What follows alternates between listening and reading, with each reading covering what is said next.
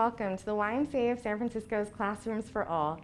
My name is S.t.e.a.m, and before I go any further, let me take off my mask. I was just outside. Today we're kicking off Black History Month with a YSF Spoken Word Challenge, and we're challenging you all at home, and we're going to participate too in person at our childcare sites. So for this Black History Month Spoken Word Challenge, we're asking you all to look up a Black poet and memorize or recite your favorite poem from them. You're welcome to also take on the challenge to the next level and write your own poem honoring Black History Month in your own way. When you record your video of you performing your poem or reciting your favorite poem from a Black poet, post it online with the hashtag YSF Challenges. Need some help recording your video?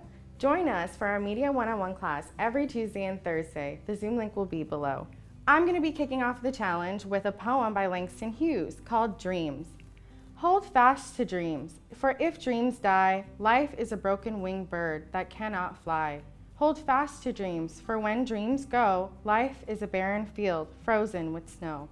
Up next, I'm nominating my home branch of the Buchanan YMCA. And now we want to talk about what spoken word is and why we want to highlight that during this month of Black History Month. Spoken word to me is a way of expression and a way to express your emotions throughout your words, but also a performance of some type. So if you like to perform songs or dances at home, spoken word is kind of like that too. It's a way to express the way that you're feeling in a poetic form, so in the form of a poem. The way you can break down your poem from start to finish is to find a topic that means something to you. So it can be something as small as flowers in your garden to something as deep as if you've lost a loved one in your life or if there's someone that you care and you miss for and you want to write about how you feel. I personally like to write my poems to someone. I think it's easier to talk to someone that you know and write a poem for someone. So, for example, my mom and I, growing up, we would always say this cute little poem before we'd go to bed about the moon and the stars, and I remember that always, even now, living alone here across the country from her. So I used something like that, and I would write poems about the moon and the stars, and I'd send them to her, or I'd see if she would remember them too, and it really strengthened our connection. So in spoken word and how you feel towards it, you should really put your emotions into the words and into the way that you're saying them. So, for example, if I was rereading the poem that I chose, Dreams by Langston Hughes, I wouldn't necessarily read it like this. Hold fast to dreams, for if dreams die, life is a broken winged bird that cannot fly. Hold fast to dreams, for when dreams go, life is a blah blah frozen. I wouldn't really be interested in hearing a poem like that. But if I gave it more emotion and I felt like I was talking to someone and expressing myself to them, then I would say it something like this. Dreams by Langston Hughes.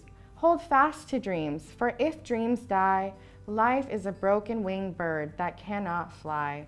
Hold fast to dreams, for when dreams go, life is a barren field frozen with snow. I felt different in saying those poems two different ways, and I challenge you all at home to really find your emotion while you're reading your poem.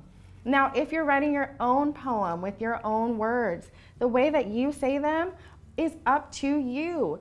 You're the one who wrote the poem. It's your emotion and it's your story to tell. So make sure that you're saying it confidently and clearly enough so the audience can hear you, but with the emotion of the words that are important to you.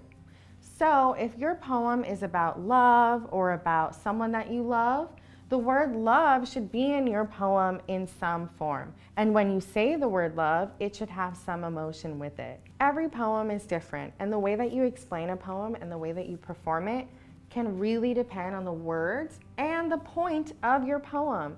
What is the purpose of you explaining this poem to your audience? What do you want them to feel? What emotion do you feel? Those are some questions you should be thinking as you prepare your poem.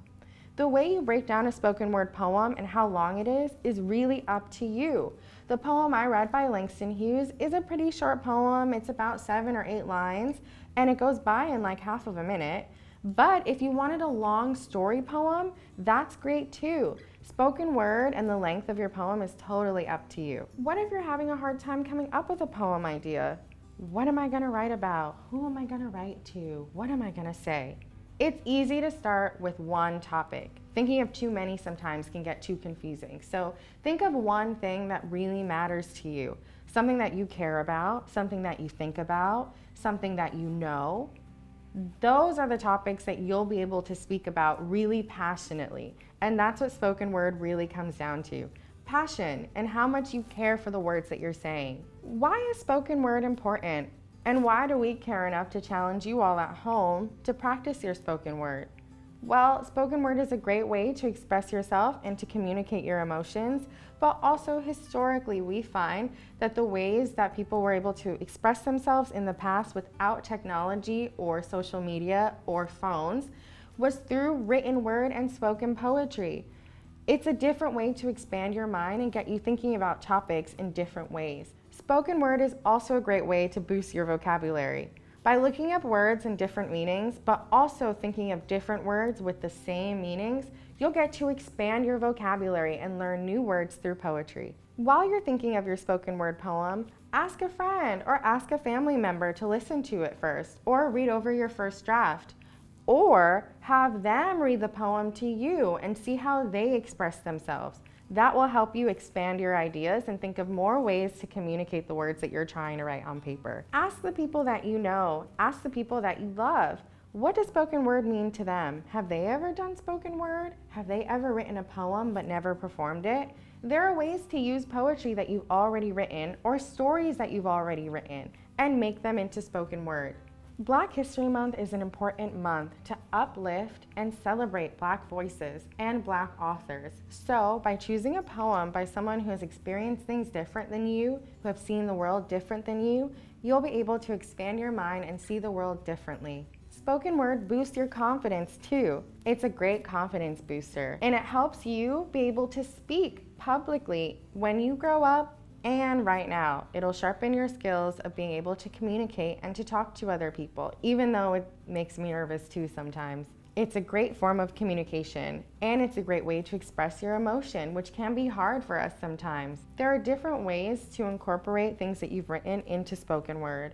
If you have a journal at home, the stories that you write in them can become a poem. If there are books that you've read that you feel inspired from, there are ways to write poetry about that too. Spoken word, though, is very important in that the first word of that is spoken. So it's not just writing words to paper, but it's how you're able to deliver them to people and to your audience. Thank you so much for joining me, and I'm excited for y'all to take on this challenge at home. For more information on classes, go to ymcasf.org/classrooms4all. Thank you all and see you soon.